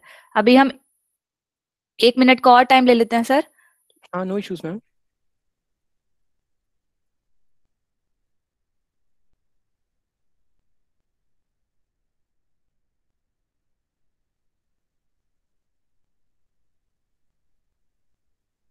थोड़ी डिफिकल्टी हो रही है तो एक टेबल बना के देख लीजिए, सप्लायर की, पार्ट्स की, कैटलॉग की। ओके, आंसर आने स्टार्ट हो गए हैं। सजित का सबसे पहला आया है ऑप्शन नंबर बी, ध्रुव, लव, प्रियांशी, सबके ऑप्शन नंबर बी आ रहे हैं। कुछ शुभांगी रोल नंबर टाइप करके शायद जाना जा रही हैं, उन्होंने रोल नंबर टाइप कर दिया है। प्रियांशी ऑप्शन आप बी। एक काम कीजिएगा, शुभांगी को आप हाईलाइट करके इसका नाम, इसका रोल नंबर टाइप कर लीजिएगा, हम आगे फिर ओके देखते ओके हैं। ओके सर, ठीक है। जल्दबाजी है तो। अब ठीक है, ऐसे ही करा करेंगे, जो पहले बोल टाइप कर लिया करेंगे उनके अलग। Okay sir. चलो let's see what should be the final answer. Okay, very good, the answer, correct answer is B. ठीक है, अब देख लेते हैं जिस जिसको नहीं समझ में आया कि इसका क्या एक्सप्लेनेशन है। हमारे पास क्वेश्चन में गिवन है 3 स्कीमा। एक है सप्लायर नाम का टेबल, एक है पार्ट्स नाम का टेबल, और एक है कैटलॉग नाम का टेबल। और क्वेश्चन ये पूछा गया है कि write a query to fetch the supplier ID of those suppliers who are supplying at least 2 parts. ठीक है, तो जब भी आपको इस टाइप के क्वेश्चंस मिलते हैं, जिसने आंसर दिया है well and good, very good. जिसने नहीं दिया है आंसर्स, आप लोग ध्यान से सुन लीजिए। इस ऐसे टाइप के क्वेश्चन में सबसे पहले क्वेश्चन को देखो कि वो किस किस टेबल से आपसे आइडेंटिफिकेशन मांग रहा है। इस क्वेश्चन में क्या हो रहा है, write a query to fetch the supplier ID of दो suppliers who are supplying at least 2 parts, who are supplying at least 2 parts. ठीक है, तो सप्लायर आईडी भी चाहिए और पार्ट्स भी चाहिए, तो हम पार्ट्स आईडी की बात कर रहे हैं। ठीक है, तो अब देखो सप्लायर और पार्ट्स, इन दोनों के बीच में ज्वाइनिंग हो सकती है? नहीं, कॉमन एट्रीब्यूट नहीं है या कॉमन कॉलम नहीं है। तो सबसे पहली चीज तो ये क्लियर हो गई कि जो ज्वाइनिंग होगी वो 2 टेबल्स के बीच में होगी, सप्लायर टेबल के बीच में और कैटालॉग टेबल के बीच में। यहां तक तो सबको समझ में आ गया होगा मेरे हिसाब से। ठीक है, इन दोनों टेबल्स के बीच में एक कॉमन पार्ट है। मैं पूरा टेबल नहीं बना रहा हूं, मैं सिर्फ सप्लायर आईडी यहाँ लिख रहा हूँ। यहाँ सप्लायर आईडी लिख देता हूँ और यहाँ पर भी मैं लिख देता हूँ सप्लायर आईडी, सपोज इस टाइप से। ठीक है, अब अब हम ऑप्शंस की तरफ मुड़ते हैं। इन्होंने कहा write a query to fetch the supplier ID of दो suppliers who are supplying at least 2 parts. तो पहली बात तो डी देखते हैं, सेलेक्ट डिस्टिंक्ट। डिस्टिंक्ट कीवर्ड हम यूज कर रहे हैं, हाँ जी, क्योंकि हमें क्या करना है, इंडिविजुअल, अगर एक एक सोचने वाली बात है कि अगर एक टेबल में बहुत सारे ऐसे, एक ही कस्टमर है जो बहुत सारे पार्ट्स को बेच रहा है, सो हमें मतलब एक पार्ट बहुत सारे कस्टमर्स बेच रहे हैं, तो in that case we need a very precise solution. ठीक है, so select distinct C1 dot supply ID from catalog C1 inner join catalog 2। तो ये वाली कंडीशन है नॉट इक्वालिटी की, तो किसी भी केस में ये तो चलेगा ही नहीं, क्योंकि हम इनर ज्वाइन लगा रहे हैं और इनर ज्वाइन तभी लगाएगा जब दोनों टेबल्स के बीच में कुछ ना कुछ कॉमन हो, इक्वल हो। ठीक है, तो यहाँ तो हमने लगा दिया नॉट इक्वलिटी, यहाँ पर भी हमने लगा दिया नॉट इक्वलिटी, तो ये तो हमने बाहर कर दिए। अब हम बात करते हैं इसकी। अब देखो, select distinct C1 dot supply ID from catalog C1 inner join catalog C2 on C1 dot supply ID is equal to C1 dot supply ID। यहां तक तो मेरी क्वेरी है बिल्कुल ठीक, कोई इशू नहीं है इस क्वेरी में। लेकिन जो एंड क्लॉज लिखा है वहां पर है इक्वालिटी। दैट मींस अगर कैटलॉग की टेबल में कुछ इस टाइप का है, सप्लायर 1, सप्लायर 1, ये सप्लायर 1 कर रहा है P1 और ये सप्लायर 1 कर रहा है P2। दैट मींस अगर मैं इक्वालिटी की कंडीशन लगा दूंगा तो वो हमेशा क्या करेगा, S1 के रिलेटेड जो P1 नाम का प्रोडक्ट है वही रिटर्न कर देगा। दैट मींस इक्वल टू भी नहीं चलेगा, क्योंकि पूछा है who are supplying at least 2 parts, who are supplying at least 2 parts. That means the most favourable answer is option B, because this not equality satisfied our condition for fetching the supplier ID of those suppliers who are supplying at least 2 parts. I hope explanation is clear to each and everyone. Ma'am? Students clear है? एक बार और पूछना चाहे तो आप लोग पूछ सकते हैं, क्योंकि फर्स्ट क्वेश्चन है तो हो सकता है काफी स्टूडेंट्स को क्लियर ना हो। नॉट क्लियर सर, अनमोल ने बोला है। ओके, आई थिंक मुझे लग रहा है इस क्वेश्चन में कुछ मिसप्रिंटिंग हो गई है। सर एक्चुअली ओके सर, यहाँ पर स्टूडेंट्स एक्चुअली क्या बोला गया है कि 2 पार्ट सप्लाई होने चाहिए, है ना?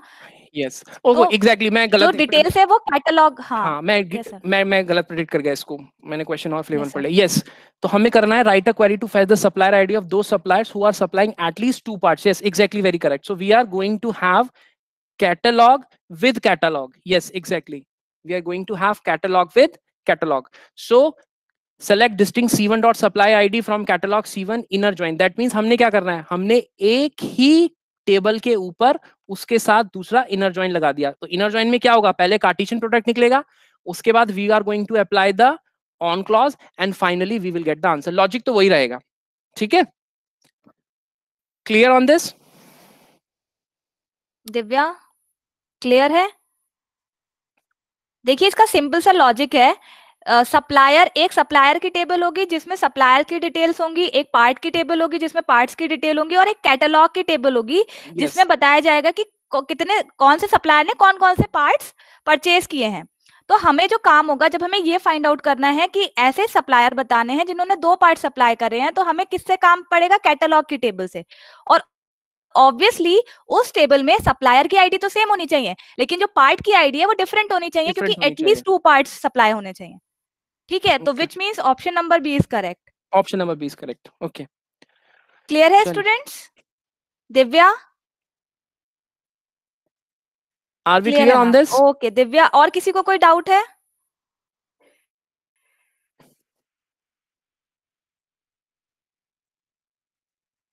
स्टूडेंट्स किसी को कोई डाउट है तो फटाफट टाइप कीजिए, अदरवाइज आगे मूव करते हैं। अगर क्लियर है तो फटाफट क्लियर ही टाइप कर दीजिए। शुभांगी क्लियर? अनमोल ने कहा था, अनमोल ने बोला था क्लियर नहीं है। अनमोल, आई होप अब क्लियर हो गया होगा अनमोल को हाँ अनमोल आपका हाँ जी क्लियर, यस सर क्लियर है। ठीक है ठीक है ओके नाउ मैम एक काम करते हैं कंपाउंड ज्वाइन से पहले इनके अटेंडेंस ले लेते हैं hello yes sir, yes sir. 2:10 हो स्टूडेंट्स गए हाँ जी, स्टूडेंट्स फटाफट यूनिवर्सिटी रोल नंबर टाइप कीजिए, क्योंकि वो आपका फेवरेट काम है। फटाफट करके ये लोग जाएंगे। सर देखिए 118 स्ट्रेंथ है हमें मिला के अभी। ओके मैम अब 119 हो चुकी है, क्योंकि मैसेज फ्लोट हो रहा होगा व्हाट्सएप ग्रुप पे।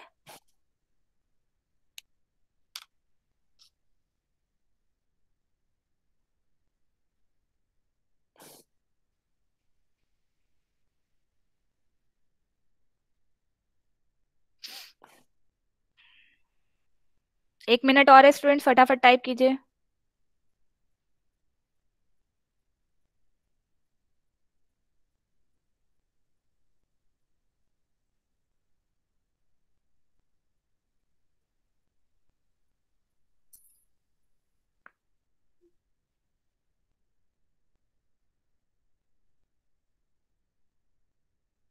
दिव्या ने अभी अभी ज्वाइन किया है क्लास को अटेंडेंस देने के लिए। मैसेज मिल वाह, गया होगा ना मुस्कान भी अभी आई है। हाँ जी, वही फ्लोट हो रहा होगा ग्रुप पे। इन लोग के रोल नंबर्स अलग से ही मेंशन सेव करके रखते हैं। स्टूडेंट्स 30 सेकेंड्स फटाफट टाइप कीजिए जो बचे हैं, या फिर जिन्होंने अभी एंट्री मारी है। जी दिव्या टाइप कर चुकी है अपना रोल नंबर। अंकुर अभी अभी एंट्री करे हैं।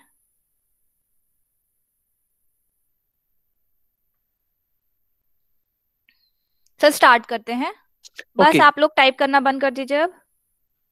चलो let's see the compound join okay now compound join के अंदर हम क्या देख रहे हैं कि अगर हमारे पास कुछ इस टाइप का सिनेरियो जहां पर जो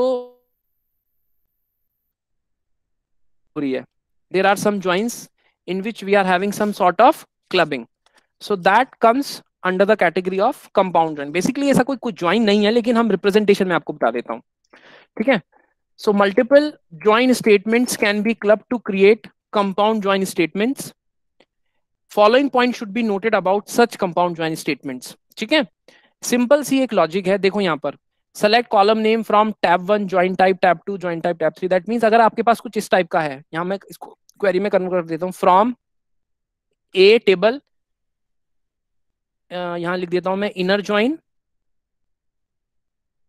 ठीक है कुछ कंडीशन होगी inner join be on clause के साथ और उसके बाद मैं लिख देता हूँ सपोज यहाँ क्रॉस ज्वाइन ठीक है, क्रॉस ज्वाइन सी, कुछ इस टाइप से लिख देता हूं मैं। तो यहाँ पर इस टाइप की क्वेरी को या इस टाइप के ज्वाइन को मैं कंपाउंड ज्वाइन की कैटेगरी में डाल रहा हूं। तो बेसिकली आपको सिर्फ ये पता होना चाहिए कि इसको एग्जीक्यूट कैसे करना है। तो सबसे पहले तो एक चीज आपको क्लियर चाहिए कि जो वर्चुअल टेबल बनेगी कंपाउंड ज्वाइन के केस में is always from left to right. हमेशा कैसे बनेगी?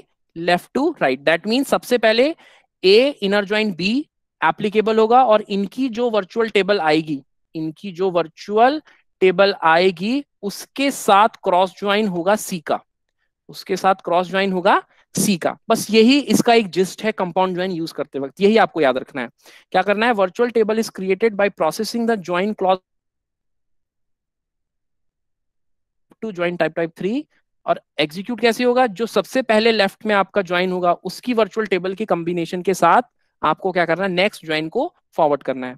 Multiple conditions can be specified with on और where clause and the rows which do not satisfy the given conditions are drop from the virtual table. जो normal आपने joins पढ़े हैं उन्हीं की बेसिस पे हम कंपाउंड ज्वाइन को एग्जीक्यूट है। लेकिन आपको पता होना चाहिए कि जब बहुत सारे ज्वाइन एक ही क्वेरी में हो तो कैसे एग्जीक्यूशन होगा? Execution will be from left to right.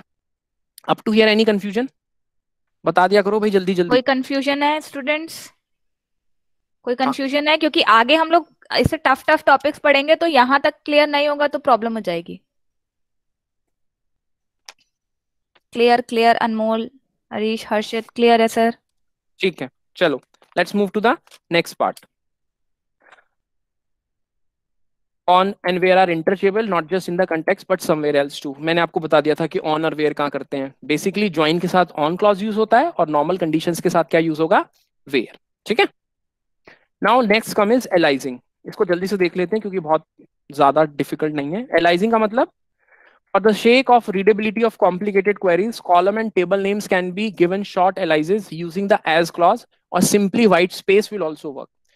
देखो, aliases are temporary and exist only for the duration of the query. Simple है, अगर आप ये कॉलम नाम बहुत बड़ा है, सपोज आपने लिखा कॉलम का नाम सेलेक्ट रामाकृष्ण मूर्ति, ऐसा कोई कॉलम का नाम है, ठीक है, बहुत बड़ा है, तो आप इसका एलाइज भी बना सकते हो एज R1 सिंपल, या सेलेक्ट रामाकृष्ण मूर्ति व्हाइट स्पेस देखे R1। ये दोनों ही सिंटेक्स एप्लीकेबल हैंगे एलाइजिंग के टाइम पर। तो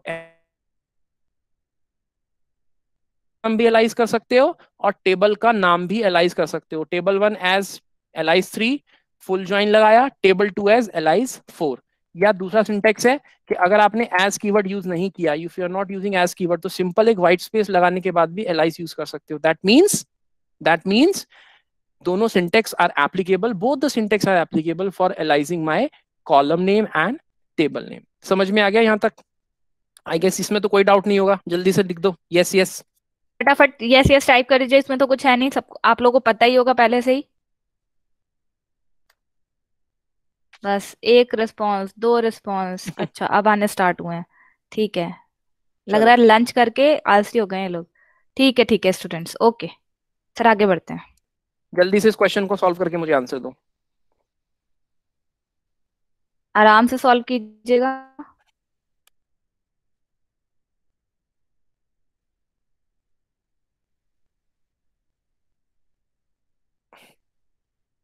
अच्छा, अभिषेक का एक क्वेश्चन है sir, difference between white space and S. Sir ने बताया था सिमिलर ही काम करते हैं, दोनों अलाइसिंग का ही काम करते हैं। लिखने का तरीका है, अगर आप एज लिख रहे हो व्हाइट स्पेस नहीं लगा रहे हो तब भी चलेगा, एज नहीं लिख रहे हो कॉलम नेम और नई नाम के बीच में आप सिंपल एक स्पेस दे रहे हो तब भी चलेगा। As simple as that. Clear है अभिषेक? आपकी मर्जी, आप कुछ भी यूज करो।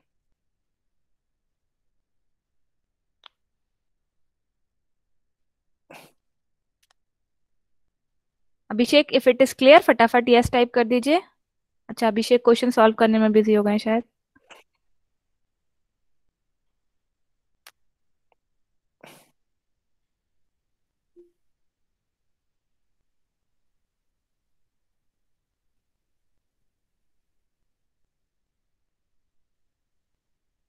ओके, अंकित भारद्वाज का सबसे पहले रिस्पॉन्स आया ऑप्शन नंबर ए, अनमोल ने भी option number A, Dhruv option number A.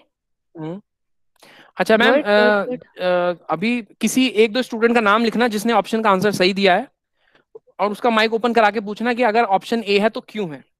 Okay sir, okay, ठीक है। देखते हैं तुक्के लगा रहे हैं या मेहनत से ठीक है, सॉल्व कर रहे हैं। Okay sir. Shobhit Mishra. Shobhit, Shobhit. Yes ma'am. बताओ बेटा, ओके सर। ऑप्शन ए क्यों होगा? सर ऑप्शन ए में पहले हम देखेंगे कैटलॉग का और पार्ट्स का, क्योंकि उन दोनों में जो पार्ट्स की आईडी है वो कॉमन है, और जो पार्ट्स है उसके अंदर कलर मिल जाएगा हमको। ठीक है। और ऑप्शन 3 इसलिए एलिमिनेट हो जाएगा क्योंकि हम पार्ट्स में हमारे पास कैटलॉग में कलर नहीं है, और हम ठीक है, उसी का इनर जॉइन कर रहे हैं। Very good. और सर ऑप्शन 3 देखा जाए तो बीसीडी तीनों में कॉमन था, तो एलिमिनेट हो गए थे तीनों। ठीक है, वेरी गुड। अच्छा, ओके, इस क्वेश्चन में मेरा एक, आप लोग शोभित जिन्होंने भी करेक्ट आंसर दिया है वो बताइएगा, फर्स्ट और सेकंड क्वेरी ये दोनों सही है ना? तो इन दोनों में से ऑप्टिमाइज कौन सी है? कौन सी हाँ क्वेरी ऑप्टिमाइज? ऑप्टिमाइज होगी। बताइए फटाफट। सेकंड होगी मैम, क्योंकि जो क्यों होगी? उसकी, क्योंकि जो सब क्वेरी है वो पहले एग्जीक्यूट हो जाएगी, हम्म। उसी के बेसिस पे जो हमारी टेबल हो जाएगी वो छोटी हो जाएगी, मतलब कम टाइम लगेगा उसे कैलकुलेट करने में। Okay, good good. Answer satisfactory answer है, अच्छा है, बढ़िया है, हम्म। एटलीस्ट समझ में तो आ रहा है। चलो, आप लोगों ने पढ़ी है नेस्टेड क्वेरीज पहले या correlated queries? Yes sir. Correlated nested queries पढ़ी हैं। नेस्टेड क्वेरीज दो टाइप की होती हैं, इंडिपेंडेंट नेस्टेड क्वेरीज और कोरिलेटेड। पढ़ा है आप लोगों ने ये सब चीजें? चलो आने वाले अभी तो हम लोग तो पढ़ाएंगे ओके, ही ना। ग्रेट ठीक ग्रेट है, great so great. Let's see the final answer. The final answer is 1 and 2. Okay, so very again good. I think the answers, the explanation which the student has given is satisfactory, सबको समझ में आ गया हो गया। So without wasting any more time, let's move to the next topic, which is my aggregate functions. ठीक है, yes किसी सर। को अगर किसी कुछ इस क्वेश्चन में डाउट हो तो प्लीज मुझसे पूछो जल्दी से, नहीं तो फिर स्टूडेंट्स, ये वाला क्वेश्चन रिपीट करना है तो फटाफट बता दीजिए, अदरवाइज आगे मूव करते हैं। जल्दी से टाइप कर दीजिए कि एक बार और रिपीट करना है या फिर आगे मूव करना है। रिपीट करना है किसी को तो फटाफट मेंशन कर दीजिए। ठीक है मैडम, चलते हैं आगे, चलते हैं आगे एग्रीगेट मूव फंक्शन करते स्टार्ट करते हैं। हैं okay, sir. Yes. Now aggregate functions, ये भी बहुत इंपॉर्टेंट टॉपिक है आपका। जितनी भी आपको क्वेरीज मिलेंगी, 5 क्वेरी अगर आपके पेपर में आ रही है तो कम से कम 2 क्वेरी के अंदर अंदर कोई ना कोई एग्रीगेट फंक्शन उन्होंने लगाया होगा। ठीक है, तो बेसिकली एग्रीगेट फंक्शन करते क्या है, जो भी आपके मैथमेटिक रूटीन वेजेस हैं, जैसे कि आपको एग्रीगेट वैल्यूज निकालना है, या आपको एवरेज निकालना है, या आपको मैक्सिमम निकालना है, मिनिमम निकालना है किसी पर्टिकुलर कॉलम के लिए, तो at that time we have suitable aggregate functions to do our task. Okay, let's see. So aggregate function का जो सिंटेक्स है वो क्या है, सेलेक्ट के साथ आप एग्रीगेट फंक्शन लगाओगे और उसके साथ आपको एक पैरेंथेसिस मिलेगा, उस पैरेंथेसिस के अंदर आपको कॉलम नेम लगाना पड़ेगा, किस कॉलम नेम के ऊपर आपको एग्रीगेट फंक्शन लगाना है। ठीक है, नाउ एग्रीगेट फंक्शन लगाने के बाद आपको क्या मिलेगा, the above statement will apply the aggregate function over the column and will return a single value, will return a single value. ठीक है, अब आप लोगों ने जो ये क्वेरी देखी है, इस क्वेरी में से मैंने 2 पार्ट इरेडिकेट कर दिए, एक तो मैंने कर दिया ऑर्डर बाई, हटा दिया, और एक मैंने हटा दिया लिमिट और ऑफसेट। ठीक है, तो जब हम एग्रीगेट फंक्शन लगाते हैं तो इन 2 क्लॉजेस का या इन 3 क्लॉजेस का यूज करना कोई फ्रूटफुल डिसीजन नहीं है। क्यों हम बेकार में अपनी कॉम्प्लेक्सिटी को इंक्रीज करें? क्यों भाई, जब मैं कह रहा हूं कि जो एग्रीगेट फंक्शन है वो एक सिंगल कॉलम पे लगेगा, और सिंगल कॉलम क्या करेगा, एक सिंगल वैल्यू रिटर्न करेगा। अब आप देखो, अगर सिंगल वैल्यू रिटर्न हो रही है, अगर सिंगल वैल्यू ही रिटर्न हो रही है तो ऑर्डर बाय लगाने का क्या लॉजिक बनता है, असेंडिंग डिसेंडिंग करने की जरूरत ही नहीं है, सिंगल आंसर है। ठीक है, लिमिट ऑफसेट भी आप लोगों को पता है कि कितनी रोज हमें एलिमिनेट करनी है और कितनी रोज हमें फैच करनी है, तो वो करने की भी जरूरत नहीं है। तो इसी रीजन की वजह से मैंने एग्रीगेट फंक्शन के साथ ऑर्डर बाय लिमिट ऑफसेट को हटा दिया, मतलब they are not fruitful all together, as simple as that. Okay, now in my DBMS the most common aggregate functions are count. It counts the number of rows in the group. Minimum column finds the smallest numerical value in the specified column for all the rows in the group. Maximum column finds the largest numerical value in the specified column for all the rows in the group. Average calculate karega. Sum will calculate the sum of all the numerical values in the specified column for the rows in the group. So these are my 5 aggregate functions which we are going to use in my SQL. समझ में आ गया aggregate function क्या कर रहे हैं, basically mathematical calculations ही perform कर रहे हैं ओवर द कॉलम्स।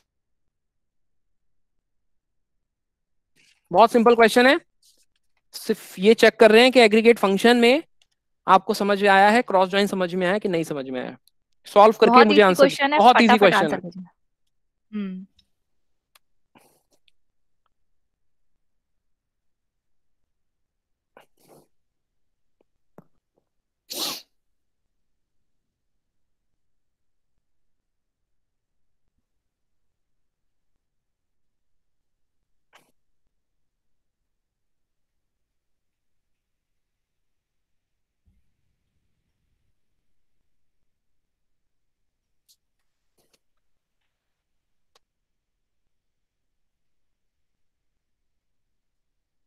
अभी आंसर नहीं आया हमारे पास।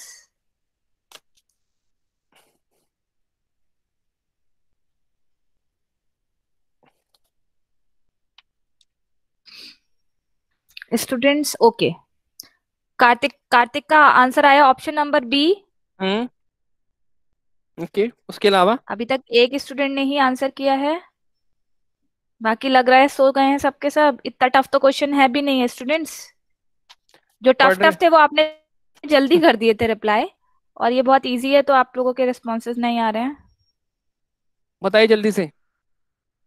अभी तक एक ही रिस्पॉन्स आया सर, थक चुके हैं लग रहा है पढ़ते पढ़ते।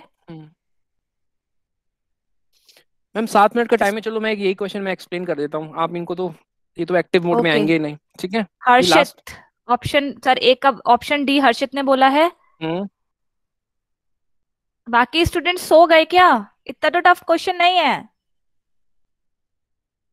चलिए सर आप एक्सप्लेन कर दीजिए फिर इसे। ठीक है, देखो सिंपल से क्वेश्चन है, what is output of the query, select from P cross join. तो सबसे पहले हम फ्रॉम पे जाते हैं, कहां से सेलेक्ट करना है, पी क्रॉस ज्वाइन क्यू। तो क्रॉस ज्वाइन से समझ में आ गया, दोनों का कार्टेशियन प्रोडक्ट निकलेगा, बना लो यहाँ कार्टेशियन प्रोडक्ट, क्या होगा, 11 12 80 31 12 13 23, 11 12 80 31 31 16 और 14, 11 12 80 31 15 12 और 19, ठीक है। 41 23 92 15 12 13 23 41 23 92 15 31 16 and 14, similarly 41 23 9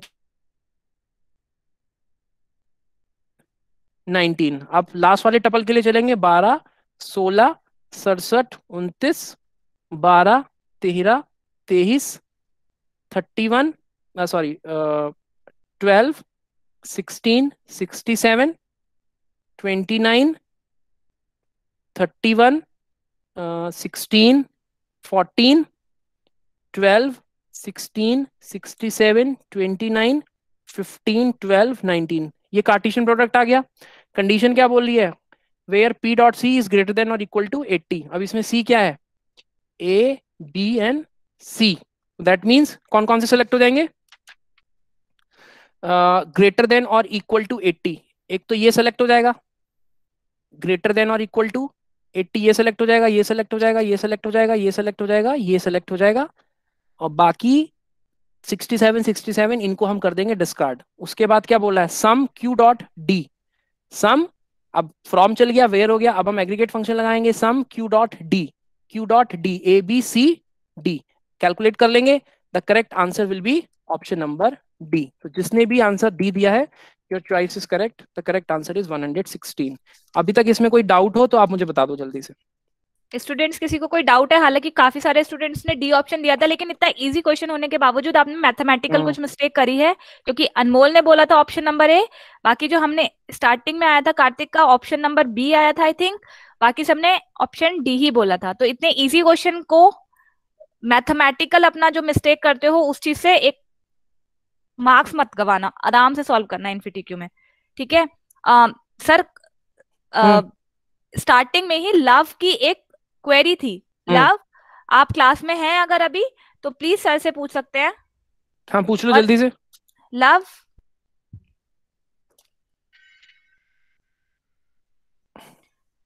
और किसी को किसी भी तरीके का कोई डाउट है और आप लोग टाइप करके नहीं बता पाए हैं तो आप लोग अपनी रिक्वेस्ट मुझे भेज सकते हैं अनम्यूट करने की, और उसके बाद मैं पिक करूंगी।